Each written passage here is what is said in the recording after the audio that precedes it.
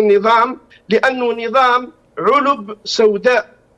لكن المؤكد كما كان يقول الأستاذ أنه كاين صراع، والصراع الآن يعني وصل إلى درجات متقدمة جدا. وأنا أعتقد حسب تحليلي الخاص أن لب الصراع، جوهر الصراع هو الواجهة المدنية. يعني فيه خلاف بين العسكر من سيمثل الواجهة المدنية للحكم العسكري في المرحلة المقبلة.